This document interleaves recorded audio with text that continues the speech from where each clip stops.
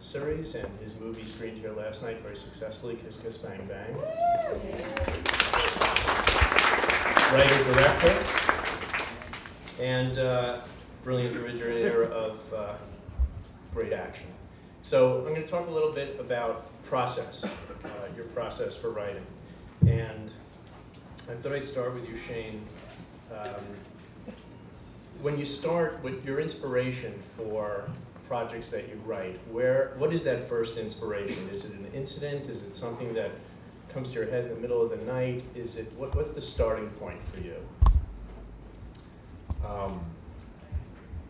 Well, there's a couple of things I do that almost feel like tricks.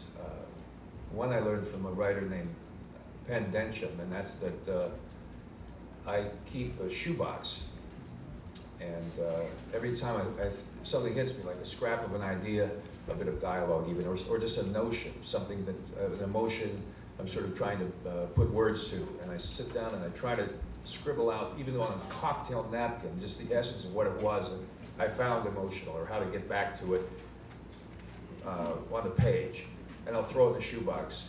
Every time I have an idea, I'll do this for maybe 6 months. And then usually once every 6 months or so, I'll empty out the shoebox, and I'll just see all these bits of paper, just spread out, maybe 100 of them. And some of you won't even know what the hell that is. Monkey up the tree. What? You don't even remember what you're trying to convey, but I'm sure there's going to be something there that conveys to you a thread, and you'll see a common way in which these things maybe connect with each other. And it'll say where your brain's been headed, what kinds of topics keep surfacing, and which ones are seeking to find each other in a way, which ones are going to come together so that when you put these papers on the ground, hopefully it's not going to be 50 different ideas that are only working in 50 different movies. You're going to see a common thread and be able to pick up half of them and say, okay, out of this mess, I see a thread. Obviously there's something here, and maybe I can start with these scenes and ideas in an attempt to sort of begin filling in that shape as best I can. Howard, when you write an original screenplay, is there an inspiration? Is there a starting point for you? I don't know yet, because I've never written one. I mean, truly, and I think the craft and the process is very different. But like Shane, I mean, I have my shoebox or shoeboxes, and I actually tend not to look at them. Right. It's really weird. I mean, they litter, then I clean up my desk, and generally, it's a much more to me, intuitive, and kind of, I don't look too hard at it. I don't think about the process as much. What I do is really have to understand an emotional state that interests me, that starts, where's this character coming from? Who is he? Who is she? Right. And then when you break story with your writers, or for a script that you're writing, is it character usually that you're starting with, or the dilemma for the character? Really the dilemma, what the character wants, what every character feels about every other character is sort of what needs to be understood before I take them through the paces of their story. And so I think if you know that, then the story sometimes tells itself. If you don't, you can find yourself in kind of rootless, groundless, and sometimes even that rootless, groundlessness is what gets you to the to what you need to get to. But unfortunately, on a TV schedule, you don't have the luxury of that A lot of time. Yeah. Ted, inspiration for you for an original? Well, I haven't written an original for a long, long time. And when I get the urge, I usually take 2 aspirin and lie down. My hat is off to people like Shane who are willing to make that journey, because that's really, I can remember from the ancient past, that's an extraordinarily hard journey to make. Because somebody likened that to driving a car at night with just your dim parking lights on. You can only see so far in front of you. You may be on the wrong road. You may have to backtrack and start all over again. I do pretty exclusively adaptations now, and it's that's where I drive in a car in full daylight with a pretty good map. So it's the coward's way out. So I read a lot of books. I read tons and tons of books and short stories and magazine articles and things like culling for a good story. And a good story is usually one where I really care in some way deeply about the main characters, where I feel moved by them. And a good story, as we all know, for a book is not necessarily a good story for a movie. So I guess I'm looking for a story that presents a kind of vivid and continuous dream that I get lost in, and it sweeps me along, that has a sense of narrative drive. You and I were talking before about, you know, the process that you go through adaptation. I think it would be great for people to hear. Do you start with an editorial process when you read the book? And tell us a little bit about the relationship of working with the director. And is it the director's through line that you're trying to satisfy? Is it Well, I've almost never, I'm trying to think, except on rewrites of somebody else's script. I don't think I've ever started out with the director. I'm usually hired by the producer or the studio or maybe an actor or two to write an adaptation. Or it's a book that I've come up with that I wanted to adapt myself, and I convinced somebody to pay me to do that. It starts with, as I said, with just a book that you love and you feel kind of lost in, that you have so much respect and affection for that you wish you had written it yourself. And then it's a matter of reading it over and over and over again, taking all the notes and things that you would have if you were making an original script. You have your shoebox of those things. And then it's a matter of, usually for me, it's a matter of trying to follow the main character. That will lead you through what you have to do. That character wants something. Hopefully, if it's a good story, that character wants something very badly. It's probably a matter of life and death, if not literally, then spiritually. And how does that character think they're going to achieve that goal? And how are they going to be thwarted along the way? And how are they going to be forced to be more ingenious to overcome those problems? And from all of that, the plot emerges. And you know, the difficulty with a novel that may be 300 or 400 pages long is that you're going to have all kinds of, you may have multiple leading characters and multiple plots and tremendous amounts of subplot that you can't ultimately use in a movie. So it's a matter of clinging to the central, what's really, really important to you in that story.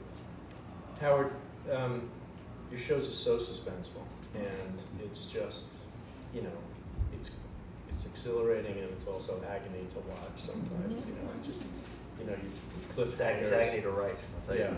Yeah. How do you approach that? In other words, is suspense a conscious thing for you and the writers when you're working on the scripts? Yeah. And suspense is often found kind of in the smallest way. You know, it's really the details, particularly, and you know, in 24 in particular, because it's a real-time show. Every hour is a real hour, and the illusion of real time is, I think, suspenseful by itself. So, if you know, Kiefer's got to get from this room to that room, what can we do to throw in his way? And what kind of, it's really kind of as simple as that. You know, when, you know, how do we make what's bad work for him? Right. And you're writing on a TV budget, so it's, you know. And, you know, and it's more a function of the fact that everyone's, you know, so comfortable, the crew, you know, knows what they're doing, and so that TV budget, I just think it's more efficient than a feature budget when the crews are getting to know each other and, you know, and have a lot more money.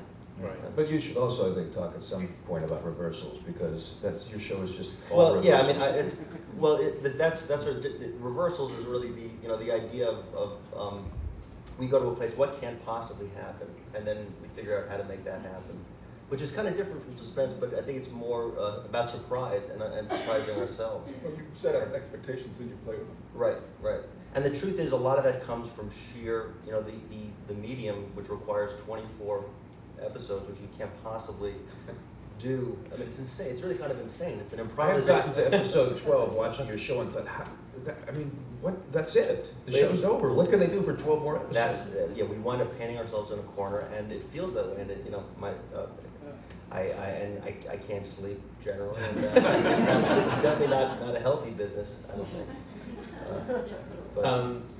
Shane, when you're writing and thinking about these brilliant set pieces that you write, is it a conscious thing also in terms of, like, is there a beat sheet for set pieces? Is it just something that comes based on where you want to take the character? I think that if done correctly, the set piece, a suspense set piece, and character revelation occur almost simultaneously, so that, you know, you'll have a suspense setup or a dilemma or something that surprises the character that at the same time reveals something about their need or their desperation. And if you're lucky, is also a reversal of what you expect. You know, the character gets in a bad situation which leads to a set piece during which, at the height of their desperation, because you push them to the wall of their emotional abilities to, you know, withstand, you realize, oh my God, all this time I've been thinking, oh my, he's doing it for the girl. He loves the girl. And and it changes your mind about the thrust of the story. So there are all kinds of tricks that involve putting together a set piece, but mostly it's just sort of the mini movie inside your movie. It's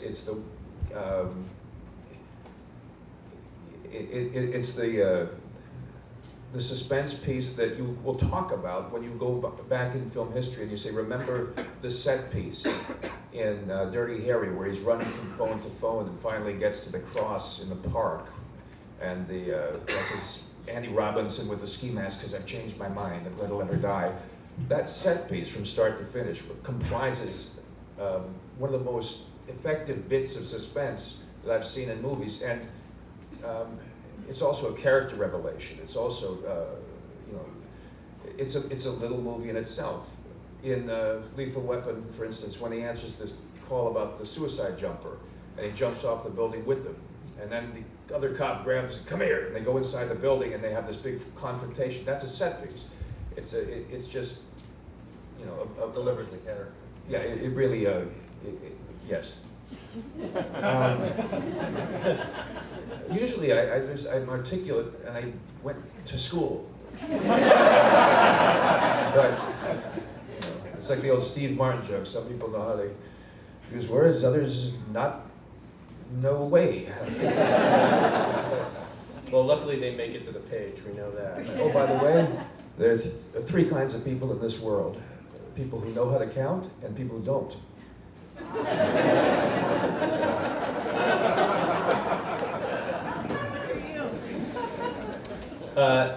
Let's just talk a little bit more about your process, each one of you, about your process of starting out writing. So, talk to Howard a little bit about the process of of just getting your script on cards. I mean, you break stories, you work out the 5 acts. How does that go on? Yeah, it's funny because I really like to know where I'm going, and so I am pretty meticulous about certainly knowing, if not the events themselves, mostly the emotional state. What is that reversal? What's the moment I'm actually looking forward to writing? And I have to find at least one. And right. Again, in the course of an hour-long episode, one and hopefully 2. And if there's 1 or 2 moments that actually excite you as milestones, that as places to reach. That's and are what you carding your scripts? Yeah, I used to have these really anal about it. I used to have 3x5s, and they had to be really neat. And when they weren't neat, I threw them out. And so my office it was a waste of, I probably killed a couple of forests, and then I got to Post-its and then whiteboards. And now it's a legal pad, and just I sketch it a lot. I see things, I think just with some experience, you start seeing things a little more clearly. But before you write, have you sort of hammered out all the acts? I have hammered out the acts and the beats, and they're also very subject to change. I mean, and so that's why to look too hard at it and to commit too much to it is a bit of, particularly on this show, I think. On other shows, I've been a lot more blocky in my approach. This has been a much more improvisational kind of thing. And things often spill off to, because it is, basically a soap opera. I mean, and it goes from, sometimes Act 5, Act 4 of one thing can be Act 5 of the next thing, or the opening act of next week's episode. So everything's in play. Got it. Ted, do you have a process like that when you start? Yeah, I mean, I break a book down into beats that I think are going to convey the story. Tremendous amount of chopping away goes on at the beginning, and you lay it out. I lay it out in a very detailed treatment, Got it. which is a sort of paragraph outline. It's not a kind of outline you did in school, Roman numeral 1. It's a 3-act structure usually, and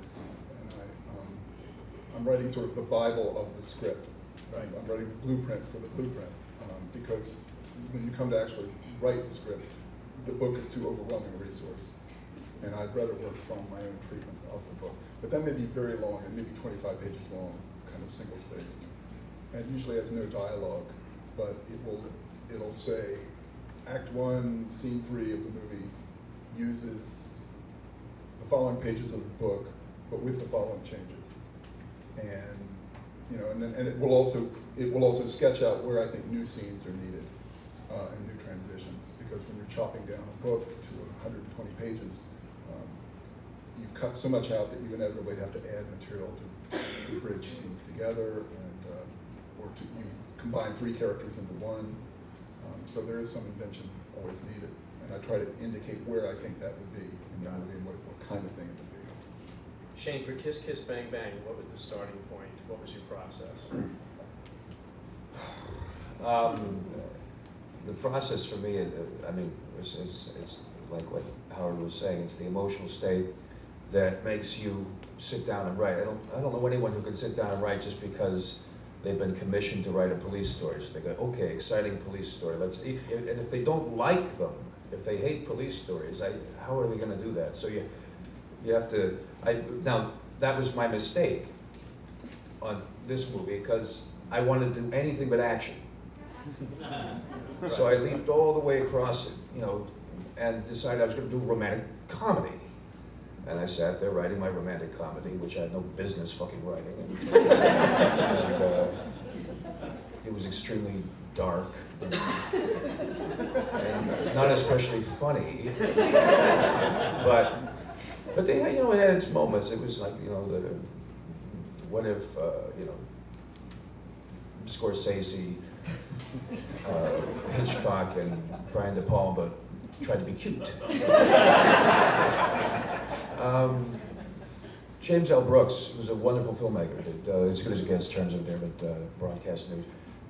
I was sort of hanging out in his office. He's just sort of one of my mentors, and he looked at the pages and he said, the scene work is good, but he said, I don't know where you're going with this, man. I mean, he says, it feels like you're trying to be me. And I said, well, that's, yeah, I guess, because I don't want to do action. He goes, well, okay, fine, but do you want to do a genre picture? You don't have to do an action picture. Look at Chinatown. It's a mystery. It's got twists and turns. It's got thrills, and big suspense, big ending. But it's not an action picture. And I realized at that point that I would just have to take my romantic comedy and turn it into a murder mystery. And at that point, I felt like I was on firm footing again, because I know this shit backwards and forwards in terms of the mystery plot, the reversals and the surprises and the, set them up and then, oops, we're over here now. And just when you get comfortable there, throw something in, And it started to work with the juxtaposition. Just putting a romantic comedy up against a murder thriller was giving me results I hadn't expected. So in essence, it became, in a way, the bastard child of 2 very disparate fathers. On the one hand, James L. Brooks, and on the other, Joel Silver. And, together, that they share equally in influencing the outcome that became this movie. Awesome. Howard, talk about the process of a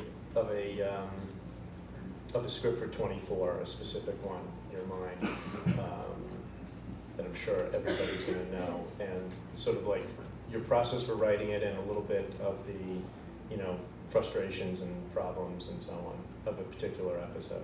A particular episode. How about the one that's shooting on Monday? That's the one you can possibly remember. Oh man! And really, honestly, they're all a blur. I mean, one thing I want to say, just because I think it bears such repeating, and to whatever extent this is an audience of students, it is understanding the emotional, the placement of these characters, and particularly, again, more importantly, because in a sense, 24 is one long movie. It's probably kind of like, I guess, more novelistic. It's almost near Dickensian, chapter, and it lives in that way. And so it's important to understand at the beginning of every year, and before you start the story, what story am I telling? And at the end of the first year, Jack Bauer was a guy who's, he was a whistleblower. He tried to do the right thing, and everyone hated him. And he fucked around with his wife, with someone at the office, but he wants his life back. So it's the guy who's trying to gather his life together after having done, some right things, some wrong things, and he's put in this terrible position, and in the end he loses his wife.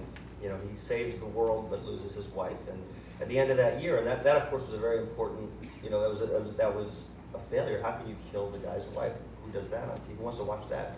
But what it did, the importance of it was that it allowed us to tell a second year where he started from a place of, you know, I hate myself, my daughter hates me, and obviously, you know, Lethal Weapon came up as a template, as a litmus test there.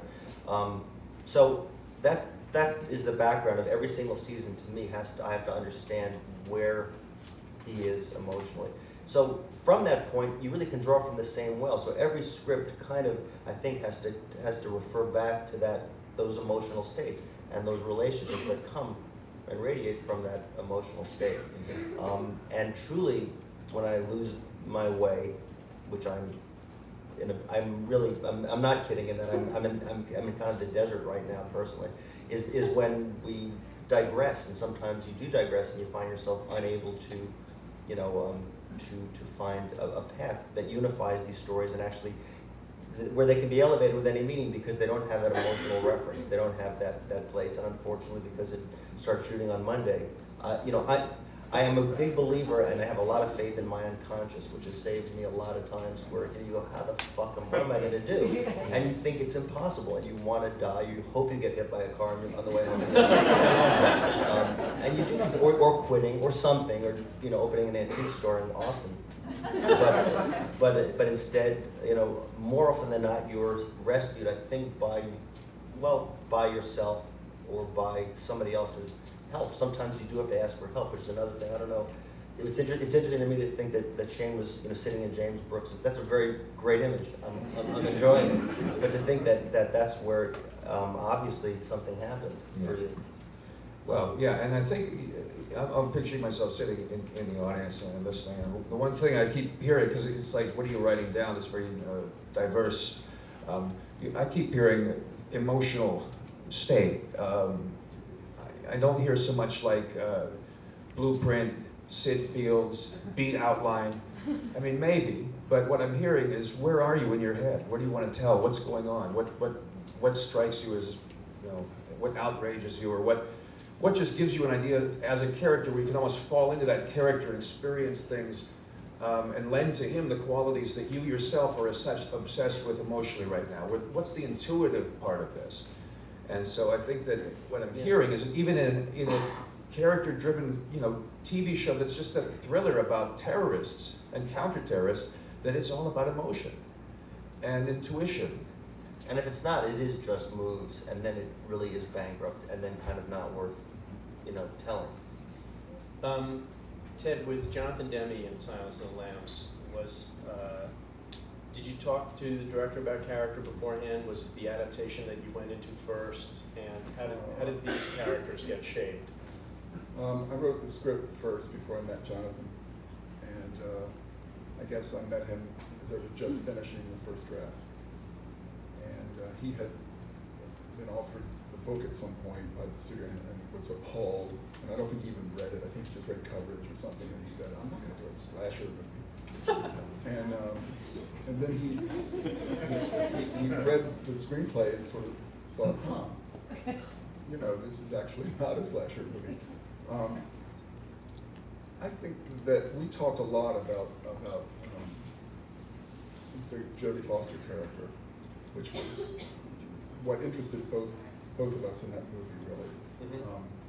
Everybody thinks that movie is about Hannibal Lecter, and I guess that was the sizzle that, you know, went with the steak. But what really interested us and moved us was that character, the idea of this young woman who through no choice of her own gets thrust into a situation that she is really not prepared for. Right. She's a student.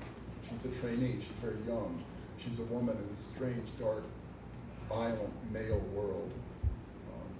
And how does she conduct herself in that situation? And what resources does she find to draw on? How does she, this young woman, trainee, how does she sort of do battle with this bizarre genius? What is the weird chemistry between them? In what way is it kind of sexually? We were interested in the idea of a young woman who was grieving, who was orphaned in the world. And then the idea that there are these sort of two foster father figures in this movie. There's Crawford, her mentor, and there's Lecter, the dark father. And the way that she sort of pulled between them. So it was very much for us a movie about her character. Did you discuss a lot with the Lecter character the idea of his nobility? How is he going to be portrayed? How do you want him to come off in the movie? How do you want to feel at the ending when he walks away with his agenda in hand? Well, we wanted him to be seductive to the audience. We didn't want him to be the kind of evil that's easily dismissed in a movie. We can't take very much credit at all for that character. That character was fully formed in the book, but it also, if you look at that character, Hannibal Lecter, he has all the qualities that you would associate with a good protagonist. You know, he's intelligent, he's thoughtful, resourceful. Yeah. He's in. Hannibal Lecter is like an evil Sherlock Holmes. Yeah, he's brilliant, and you'd love him if he didn't eat folks. You know, but that's his only flaw. Just about. I mean, he's perversely fun to spend time with. And we knew that he was just gold. I mean, Jonathan said to me one time, this was long before the movie came out, and long before. Jonathan said, this is the greatest villain in modern fiction. No one has ever seen anything quite like this. And no one has ever seen anything quite like the relationship between these two characters. It's so multi-layered, it's like a stage play, their scenes. Let's talk about the heroes all three of you write. Because it's a common theme here that we've talked about today, and that is it important for the character to be flawed at the starting point? Is it important for him to be behind the eight ball, so to speak, in some way, so that there's growth for him, something noble for him or her, as you write the character? Do you think it's an important starting point? Yep. Suicidal. Well, yeah. It's important for the character to be flawed in some way because we all are, and we didn't believe a character who wasn't. But I always have trouble with the kind of standard Hollywood, what's his arc? He really should be a different person at the end than he was at the beginning. Well, I don't think in the end that people changed that much. No, there's a development meeting arc, you know, where you can just see the script notes scribble across the screen practically. I mean, how is Jimmy Stewart a different character at the end of Rear Window? I don't think he is. He's been through an extraordinary. Well, he actually, he can, doesn't he love, I don't know, it's been a long time, but he kind of. I guess he accepts the idea that he's in love with Grace Grace, Kelly. yeah, but that, It's so what hard. does that have to do with having seen everyone else's lives? If you believe that he could resist Grace Kelly. Yeah, really. Well, that's a Lay big the character. cast. It's a big character leap. Okay, I'll marry Grace Kelly. Damn it. I don't. You know, you go to these story meetings. Well, that was his flaw. That was his flaw. You go to these story meetings, and they always say, "Well, you know, we think she should change more." And I'm like, why? If she's interesting at the beginning and throughout, and it's taken us on this interesting journey, why does she have to end up as like Mother Teresa or something? You can explore further the stuff you start out with, put her up against a dilemma that pushes her to the edge of you know, her wits, where she has to make a life and death decision that will reveal something about her character. And we'll find out more, but that's not necessarily an arc. Right. That's just taking what they have and then pushing it to the extreme, stressing them to the extent of their abilities to withstand. Right. So that they have to pull on resources they never knew they had. Yeah. That's interesting. But it's not the kind of neat package that they're often looking for. No. And flaw is also different than sort of a situational place where they've been kicked in the teeth by, you know, other things. And again, my reference point in my own thing was, you know, Mulder, a guy who believed in aliens and, you know, was laughed at and was consigned to a windowless room in the basement of the FBI. You know, anyway, I mean, which is different than a flaw. It's just, it's something that you can actually latch onto and people, I think, can relate to is somebody It's who's intriguing. Right. It- And you kind of root for it that. puts them in conflict. Right, right. Two more things before we go to questions. One is, just talk, the three of you, if you could, talk about, because often a lot of times writers will ask me this question about the first 15 pages of the screenplay that you write. You know, the idea of sort of like intriguing the audience with concept or dilemma. How consciously do you think about that? How important is it, you know, to sort of set the hook and pull people in? I just want to answer because there's an anecdote that a friend of mine who's a writer, just told me about this movie, The Squid and the Whale, which I've not seen nor have I read a review about it. But I heard the first line, which is, I guess, and the first, which is to a family, a boy and a girl and their parents walking on a tennis court, and one of the kids goes, "It's you and mom against me and dad." And so I haven't read the screenplay, I haven't seen it, but I said whoever wrote that first line knows what they're doing. So even the first 15 pages, that first line is remarkable. Right. And I think it hasn't been my experience where I've read a page and that hasn't compelled me to read the second page, and pretty soon you know that you're in kind of good hands. Right. I'm seldom, surprised. I do think you want to be careful not to oversell at the beginning. The first line, yeah. You know, if you have World War III start on your first page, you have nowhere else to go. So, it's important, obviously, to intrigue the reader and the future, you hope, audience member. But, you don't want to But what he's save facing some good stuff. But you don't have to be at fever pitch to make someone No. turn the page either. No. People like a build-up. They really like to feel beat, that they're drawn in, and you do that so wonderfully on your show. Even movies like Flight Plan, as tepid a film as I think that is, it sort of draws you in, and you do want to say, okay, what's going to happen here? There's something building. I know it. I can even feel it in the air. So what is it? And by the way, just so you know, if you don't intrigue someone in the first 15 pages, you're never going to have a career, because that's all they'll read. if that much. If that much. I mean, somebody said the most important thing in a screenplay is the first 10 pages. The most important thing in a movie is the last 10 minutes. So, and that's some truth to that. Right, it is true. And when you're working on 24, or when you were doing X-Files, Howard, is it similar process in the sense of like really gripping us with the dilemma before that first commercial break? Oh, the hooks on X-Files were great. Yeah, well, we actually called them the big, that was kind of schematic too, in that we had to have, we really sat down and said, well, we're gonna have a boo. We called it the boo. We have a mid-act boo. Something had to happen where, and it could be gross, it could be surprising, it could be whatever it was. There was something that made you sit up, and then of course the artificial construction of these commercial breaks, which is different from I think the sort of classical 3-act structure of a movie or of a play. And these things are artificial, but you have to live with them. So we have no illusions. But you like it being on DVD. The DVD is, I love DVDs. I think that's the greatest thing.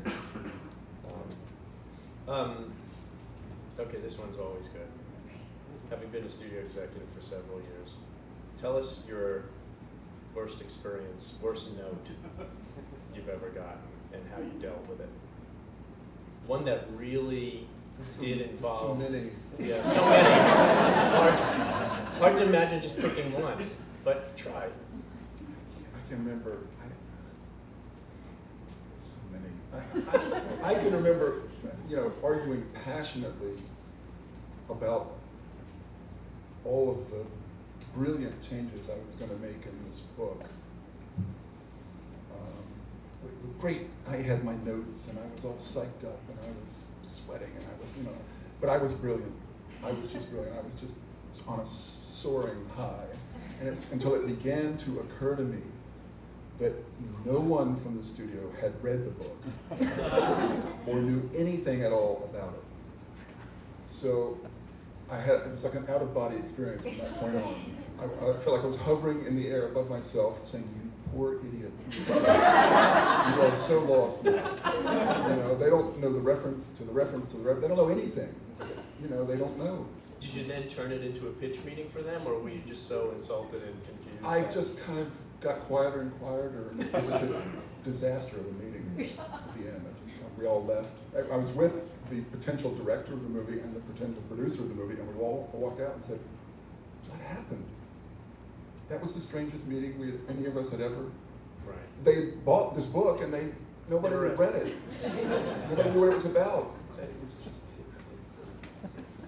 I had the lovely, I mean, just so many, but from people, these 10-year-old fucking executives and telling me that one guy said they thought I was actually very talented and had a future in the business. He was like 20.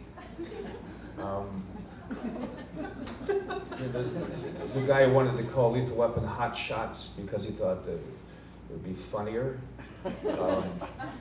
But the best story happened to a friend of mine, and it's true. It's very brief, but it's true. It's not funny unless you think it's true. I've told this story before.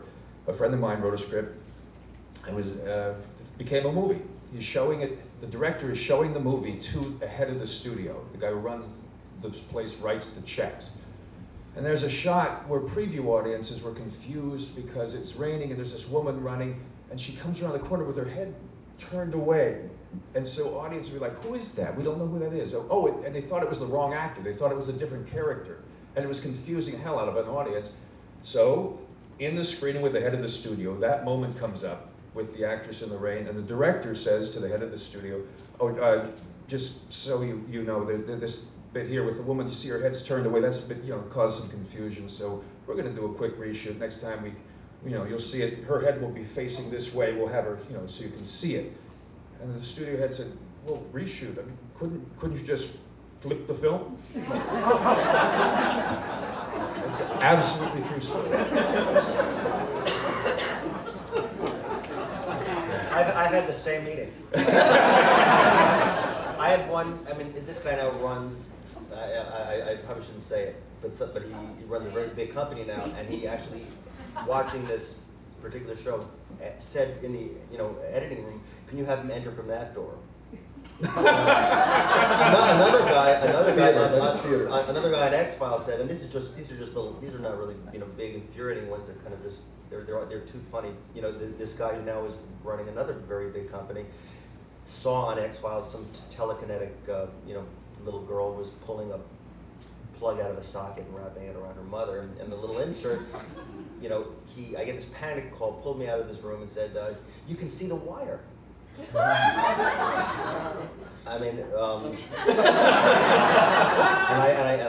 played with him for a little while, but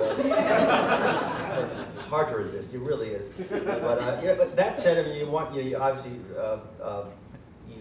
it's really navigating and you do get a lot of script notes though. You get a lot. Oh, well, I gotta say the whole first season, for instance, of 24 was so despite rather than because of our executive help. They supported it, promoted it. It was great, but they hated it. Hated it. Hated it. I mean, Shane is, whose scripts are notorious, really so beautiful. Really, they're great. They are literary because they have to grab an audience without a reference point. But ours kind of suck. If you do ever get a hold of them, you'll read them and you'll go, boy, they really improve it. The actors and the directors, it's rather invisible. But so they really hated it. This could never happen. This is impossible. And we understand. This isn't realistic. Is a great note. Well, I know. I mean, it's not. And again, as long as it's emotionally correct, that's what's realistic. As long as the emotions are intact. We have a saying: "You're not good, never boring." I mean, just as long as that stuff is intact. But the network, it's amazing that some of these people have their jobs and that good stuff gets made. You can kind of dodge them. True. Last thing.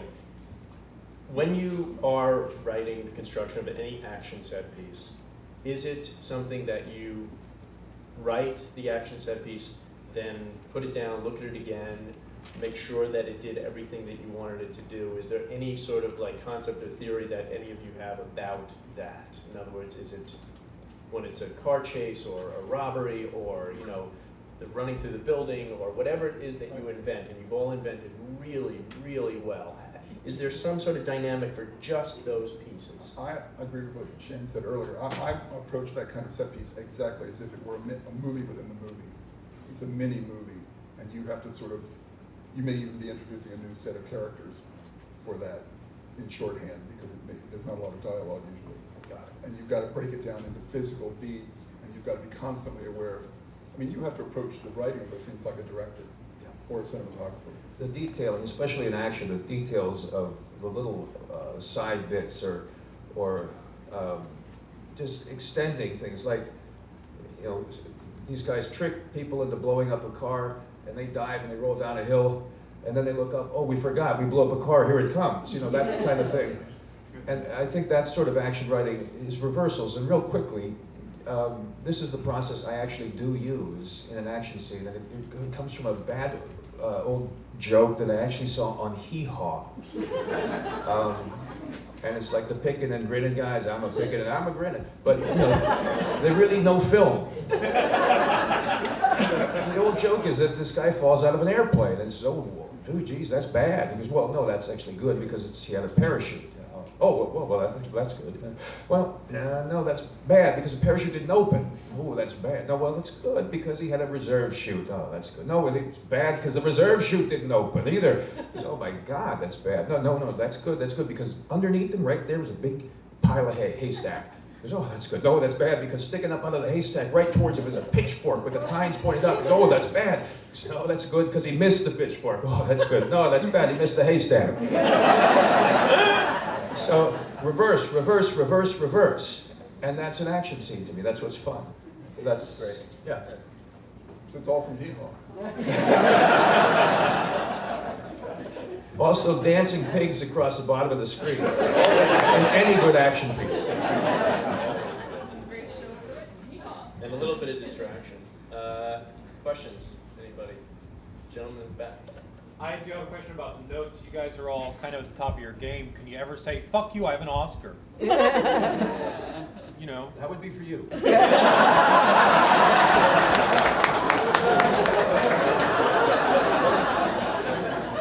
I can tell you it's always a strong temptation. You know, you want to bring it in and clunk it down on the desk and say, okay, notes. You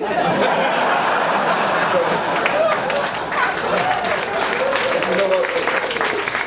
The first thing that I found out after getting that what Jim Carrey calls the Lord of all knickknacks, the first thing I found out was that the lowliest executive in the meeting still knows more about writing than you do, and it's quick to say that. And that the ideas they came up with over lunch, you know, are better than ones that took you 3 weeks to figure out after pacing all that. And they'll say, what about this? You know, you idiot, I thought of that first 3 months ago. What are you, fucking crazy? Right. I tried that way. I already rejected 17 variations of that. Yeah. This is what you're getting instead. But we So must have our Howard- anger. Yeah. But, so you brought your box office and your ratings to that meeting. Have you ever said fuck you and just walked out? I had my first one where I really lost my temper, and I had to actually apologize because Why? What happened? well, I said something like that's the stupidest thing I've ever heard, and if there was a way, I mean, and I was shaking as I said it. Because I said that's the stupidest note I've ever heard in my entire life, and if I could even begin to think about addressing it, I'd want to. You know, I don't remember what I said. And it was like there were 15 people on which was the wrong part of it. I mean, don't do it with 15 other people on the phone call. So I had to call and apologize and send flowers. I told Jim Jacks did something despicable to me, this guy. I just picked up the phone and told him, just said, hey, what the fuck do you think? Kiss my ass, you son of a bitch. And subsequently my movie got canceled, so. Yeah. Well, I have had meetings where I got notes that made it so clear that we were not at all talking about the same movie, that at the end of the meeting I would say, can you keep the rest of your money and I'll keep my sanity? And let's just, you know, let's not go any further with this project. Yeah. I've had that happen a couple of times. Yeah. That's amazing how unprepared some people can be for meetings and how naive they are about not thinking that you had a process prior to coming there. I do want to say though, in defense of executives, of which you obviously were once, that it is and can be, and I'm curious if your guys' experience is that there are good notes and there are good executives, and there are, you know, and they are a valuable part of the process if you're lucky enough to encounter them. Absolutely. I mean, you know. If you can find somebody who actually reads the script with close attention. Right. we And see respect to your process and with humility. It can be invaluable. Right. They see stuff that you should have seen 4 months ago. And stare you right in the That's face. what my writer friends are for, though. You know, the people I trust. I mean, frankly, you know, Barry's a great guy, but when he was an executive, he was stupid. Now he's smart, but you just automatically go from smart, you know. I've It's never the definition of being an executive. Notes are always a matter of doing as many as you can and not panicking when you first see the expanse of notes on the page. And but I've never gotten notes that didn't either A, restate what I already knew, or just leave me so far out in left field that I wanted to quit. I'm just saying this, to prepare yourself to not panic, basically, for notes, because you're not going to get a good executive. It's a rare experience. Well, what you will find though is that, and I've never found an executive who's actually given me a solution, but sometimes when, you know. No, you're right. And even if the identify notes are stupid or sound, usually maybe you can glean from them, okay, this isn't what they really mean. or something's not working here, what are they talking about? They often don't know exactly what they're talking Somebody about. says they have an itch and they don't know how to scratch Right. it. Right. You have to sort interpret. of respect the fact that they have some kind of an itch. Right. Well, the horrible thing, I think, in the 6 years I was an executive, I think the motivation for executives when they come to meetings are they're only thinking about their view of the commercial aspect of the movie. They're also thinking about, oh, I want my chance to say that thing that Yes. I'll have said in the meeting. 'Cause Yes. I've been thinking about it all night, and I just can't wait for it to come to me, and I'll say that thing that's my job for the day. I always feel like there's somebody there that's getting paid by the number of notes they get. Some bright young kid who's doing the thinking for the executive. True. And their job is to come up with it. And they justify their job by trying to give a note on everything. Well, that's the Every problem. line of the script gets a note. See, to share a little bit of the inside of that building is that often, you know, there are many executives on a movie, and there are different levels in the studio, and you're an executive on a project, you go and meet with your boss and your other boss, and you find out that what they think the movie that they bought is completely different than what you thought. You may have bought the screenplay for its originality and what you loved about it and what you loved about the character, and then you find out your boss wants a completely different movie, and now you have to go sit with the writer or sit with the writer and director and give them notes from somebody who has a completely different movie in their mind. And so you're the guy in the middle trying to finesse all that, and it's a disaster, especially when you meet with people as talented as you are who have an original vision in mind for what the movie is. Yeah, but that's not my problem, that's your problem. Yeah, exactly. Exactly. Doing Well, your you know, it's a job, problematic that's your process. problem.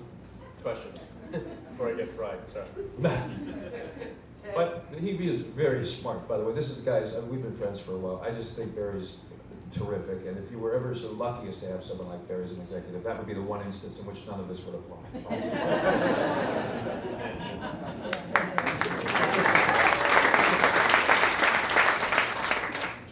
See, it's a definition of a friend right there, okay? Or an ass kisser. Friend. Sorry. Ted, when you wrote Red Dragon, you not only had to deal with the book, but you had to deal with the previous movie, Manhunter, which was not the success that your films were. Why did yours work and Manhunter didn't? Well, plenty of people think Manhunter worked better. Manhunter is a The cult. direction. And I liked Manhunter. Manhunter is a cult favorite, but it did not draw an audience. I just felt I liked Manhunter, but I love Michael Mann. I've since gotten to know him, and he's a very brilliant director, one of our very best. Did you think Ratner did you justice? Yes. Yeah. Okay. The reason I wanted to do it was that I didn't, as brilliant as Manhunter was in some ways, I didn't think it really captured that book. I thought there was a lot of wealth in that book that he wasn't interested in, or he didn't capture. He had very, very little interest in the Francis Dollarhide character, who takes up a third of that novel. And I just thought, and I knew that Thomas Harris, the novelist, had been extremely unhappy with Manhunter. Still curses about it to this day. So It came out first. it came out, years early. I've never seen Silence of the Lambs or the other ones. It was such a flop that's why nobody wanted to do Silence of the Lambs at first. That's how much of a flop Manhunter had been. So I just thought, I would like a chance to take another crack at that book without any real reference to Michael's film. Did you have any problem writing? I mean, you wrote that as the third in the sequence, even though in the books it's the first. It's the prequel.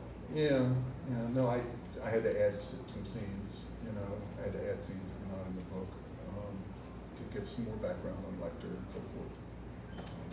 That was hard, actually. I had to write 3 or 4 entirely original scenes with Hannibal Lecter that I had no source for. And I had not had to do that in Silence of the Lambs. So that was a very weird experience. Trying to, years later, to go back and sort of channel that character again was very disturbing. Gentleman back. Can you three talk a little bit about creating your villains?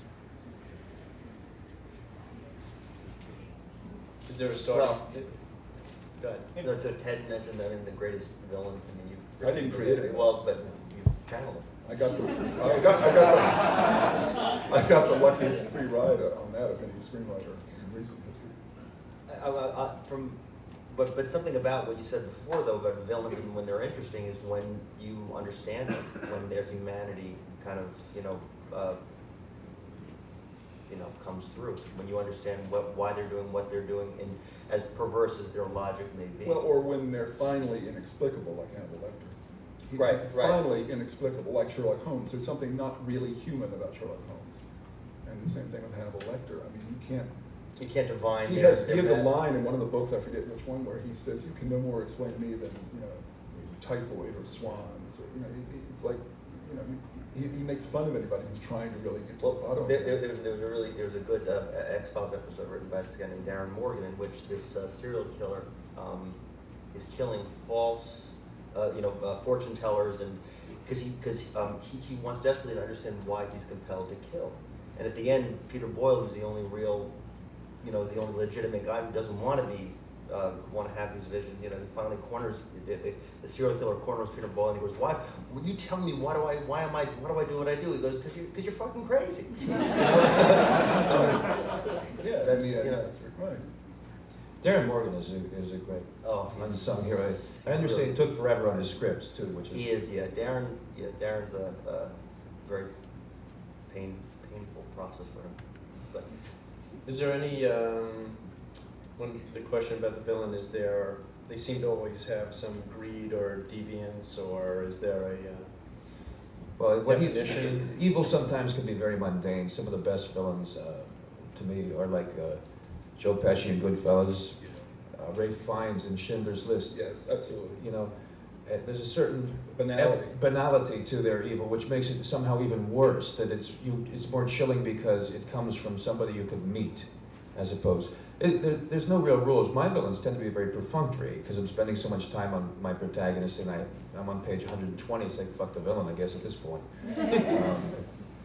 But there is something to be said for being complicit with the villain, feeling like, you actually, there's a part of you that wants him to get away with it, or that at least understands, or at least knows that why he himself justifies his actions and does not consider himself to be evil, or if he's delighting in it, why he thinks he has that privilege.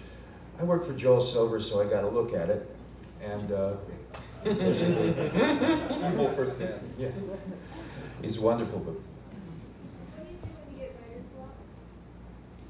What do you do when you get writer's block? Walk away? don't get it. Well, that's a great advantage of adaptation.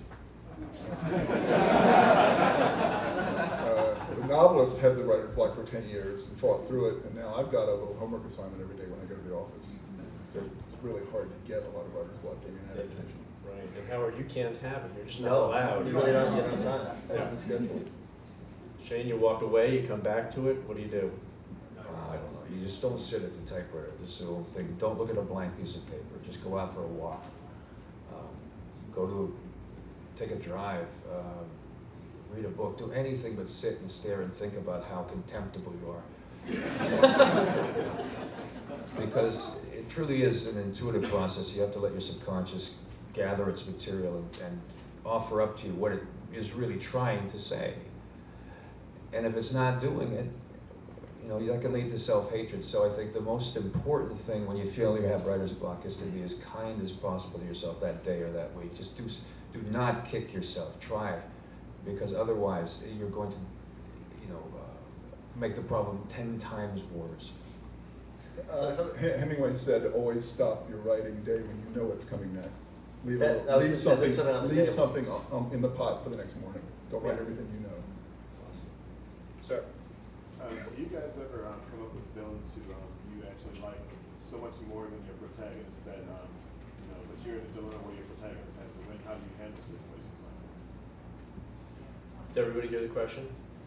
A villain you like more than the protagonist? Yeah. Well, no. but you could have a main character who's an anti-hero. You could have, Ripley. Right. Someone who's obsessed in a way that's not necessarily good. Someone erroneously reviewed the verdict, I think it was Pauline Kael, said it was a terrible movie because Paul Newman was a bad lawyer in it. And that's the whole fucking point. I mean, there have been fascinating movies where the main character really was a bad guy.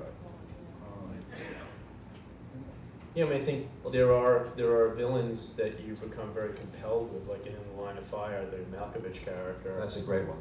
Was a, there was a lot of nobility to his character, I think, and you are compelled by it. But in the writing process for you, are you caught up with him so much that it's taking you away from the protagonist ever, or? Well, you look at Tony Soprano, is he the villain or the hero? I mean, Yeah, in that case, it's a that's a example. great example, yeah. Yeah, he's a monster. He's a monster, and he's a tragic figure who... But you can't take your eyes off of him. He's a Right. monster and now he's a sex symbol? That's weird to me. No, that's a perfect example. Tony Yeah. Soprano, he's the hero of that show. Or like even Daniel Day-Lewis, the one with Scorsese. Yeah. Oh, yeah. Streets of New York. Sure. Gangs in New York. Gangs of New York. I mean, he was a hell of a lot more interesting than anyone else. Yeah, there is a danger that your villain can take over the movie and become more interesting than your hero. But you should be so lucky, But, So I don't think it's a worry. Sir? Do you like to think more about how the movie's going to end up, or more about what you're working on at the time, or towards the story, or towards how it's Are you writing towards an ending, or? I'm writing towards a dilemma that I'll then figure out when I get there. I'm writing towards hopefully a point where someone's going to have to make a choice to either lie down or stand up, or live or die, or be good or bad. But until I get there, I don't want to address the answer to that question. I think it's a myth. People say you have to know how it ends exactly before you even start typing. So that's bullshit. I think you should leave yourself leeway at the end to see what the journey has brought you along the way. Well, you try to let the characters write the story. Yeah. Go ahead, sir. For new writers, writing spec teleplays or features is so important because if the words are read, it's not seen. But do you have any tips or pointers on how to write action, not necessarily the content, but just the style of writing action so that it reads well, doesn't bog down the reader, and maintains interest? To shorten things, go grab one of Walter Hill's scripts, William Goldman's scripts, even grab one of my scripts, and just go read them. And you'll get an idea, like I did when I started out by reading Walter Hill, William Goldman. There are ways to do it that will grab the reader. Don't get too crazy with it, but I think one trick is that the block of text is very intimidating, especially when it's dense, because action necessarily is, so much is happening. So to break it up so that there's more white space literally on the right side of the page, you're reading down instead of just across all So the break time. it into beats that way too. You're also suggesting how you would like it to be shot and edited. Yeah, without emphasize, getting into yes. those directions specifically. That's right. You can stress with each new beat as you say the lines, and then he looks at, boom, the car which comes around the corner, but he doesn't even flinch as he reaches in his coat, stands his ground. So, and just go read this damn thing. I've just got a question about when you're adapting books. I remember Coppola saying when he went to adapt Godfather 1 that first impressions count a lot, and he used the old theatre tradition of cutting out the novel and writing notes literally on every page. Is that something that you would recommend, or is there some way that you capture your first impressions of the novel, so that on second reads or third reads when you go to adapt it, that you're true to your gut when you're writing? If you read it 2 or 3 times, things begin to stick in your mind that are really important. Every movie really comes down to 5 or 6 key scenes, and then the connective tissue, and those scenes will become more and more apparent. What are the scenes? What are the character moments without which this story would not be this story? what's absolutely essential, or if it was left out, I would be heartbroken and I would want to go see this movie myself. You know, and those begin to be apparent. Yeah, and I think, you know, Francis is a good example of adaptation. Like, he did the adaptation for Patton, and, you know, there's such an expansive story in the Omar Bradley book, and he distilled what he wanted to, you know, for that character, what he thought was the through line for that character, what he thought was emotional about that character and interesting, and he had to really edit down to then write, but he made a decision at the beginning what he wanted the character's through line to be. And what was important to him. Right. I mean, when Robert Benton adapted Kramer versus Kramer, which is a wonderful novel, Avery Corman, he essentially cut the first half of the book. It's a famous example of adaptation. He said, I think this really begins after they're divorced. That's the story that I'm interested in. So I never would have guessed. It's a great movie. It's one of my favorite movies. And But I think their first half, I haven't read I think the first half of the book is they're married. Wow, that's- You know. So there's a case where, yeah, it really worked. It's an important obligation, I think, of the writer to make that decision. It's a hard decision to make often because you have so much book sometimes to write from. But And it's painful to let go of those things that you might have loved in the book. But that was not to him the essence of the conflict in the story. Are there unadaptable? I mean, are Oh, there books that you absolutely. I was offered an unadaptable book recently. I think it's unadaptable. Somebody will do it. The Historian. Yeah. Elizabeth Kostova. A 700-page book about Dracula. He doesn't appear until about page 590 or something. And I don't know if anybody's read this book. It's a bestseller. It's like one of those Russian stacking dolls. It has so many backstories and repetitive backstories and subplots that you keep peeling them away and peeling them away and peeling them away, and you still have 600 pages into it. But you read the whole thing. I got as far as like page 580 or something like that. And it was then still, stopped. And yeah, there was this much more to go. I think they're losing me. I kept thinking, like, there's such a fuss about this book. Surely somewhere in here Yeah, there's a there must- movie. yeah. Must be a movie. No, I don't think there's a movie. But they paid a lot of money for the book. Someone paid an enormous sum to buy the rights to The Far Side. What the fuck is that? How you get the money? It sounds good for a second in a meeting that morning. they're going to break it down to be just about the bears. You have to. That's the movie I saw. saw. Yeah. You have to be so wary of things that are, I mean, they can be the most wonderful novel in the world, but it's so literary that it's really not a movie. It was hard too. Bears, worms, I was confused. Yes, in adapting a story, do you go for a book that is just so up there that you go, I got to do this, or do you go for something that you say, I can take this someplace? It's just something you fall in love with. It may turn out, as many of mine do, turn out to be very impractical, and you can't get any studio to agree to make it. But it's just something you write kind of for you are your own audience. Who else? And maybe some friends, but who else can you really write for, except yourself? And you imagine an audience with somewhat of your same interest and curiosity, and so it has to be something that I would want to go to see. It has turned out in many cases I was the only one who wanted to go to see it. I think we have 5 more minutes. Sorry. Shane, 2 of the first action movies I bought were Raiders and A Long Kiss. And I want to ask you, how do you imagine that pace is like a character in your scripts? How do you use pace to determine if you're making a good script that is an action? Does it feel like a movement, like a roller coaster? Because those 2 movies to me feel like a roller coaster ride, ups and downs and breaths and relaxing, or do you think of it as a movement like running? Or It's in storytelling. It's your instincts for how to keep the thing moving along. If it's slowing down on the rails, if you feel like you're on a tangent, or if you feel like you're just sitting still. I mean, the worst thing scripts do for me is just stop, start all the time. Like it literally feels like you're constantly starting over. It cuts to, and the worst, like look at the last Star Wars film. It's better than the other, manure fests, but basically every scene starts with people walking into a room, sitting down, and starting the scene, and then they talk through the entire scene, and then they get up and leave. You cut to the middle of things. You cut to someone slamming their fist going, "You what?"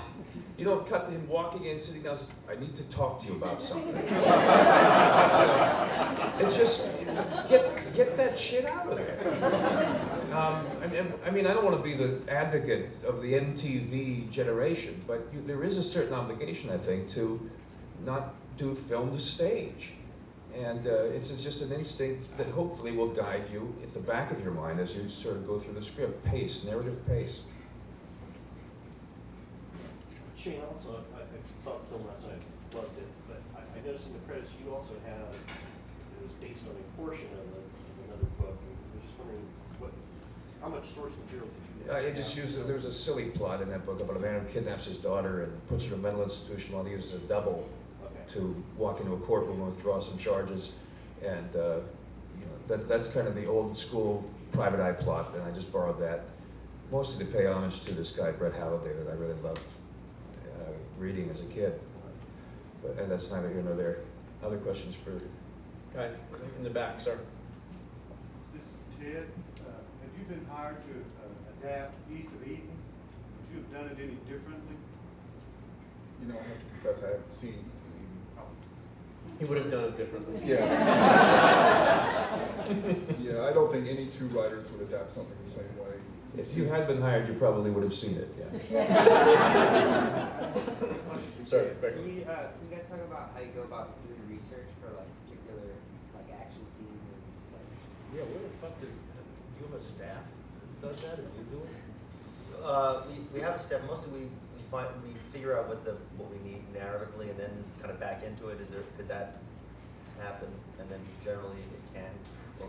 I mean, no, I'm really not a big research guy, personally. I mean, and probably in my day.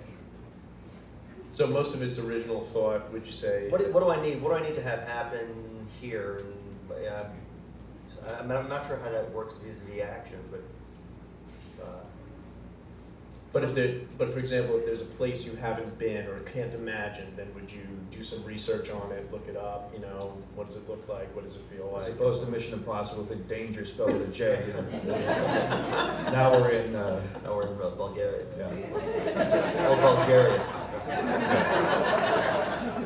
Ma'am, please. I was wondering your thoughts about surprise versus suspense. You know, at what point do you want the audience to know more than your protagonist? Is that more satisfying, do you think, than having the audience and the protagonist surprised at the same time?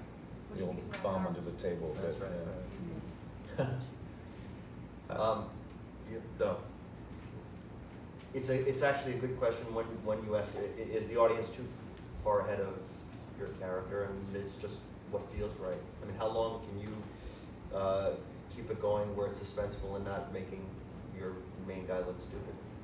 I think it's very important to use both. I mean, the idea that you always have to show the audience the bomb under the table and then have the character start to leave, oh, I forgot something, and oh, that's suspenseful, that's great. But there are also times when, in the middle of a conversation, you want someone to open the door and blow their hand off, and it hits you in the gut because it came out of nowhere. They're both equally effective.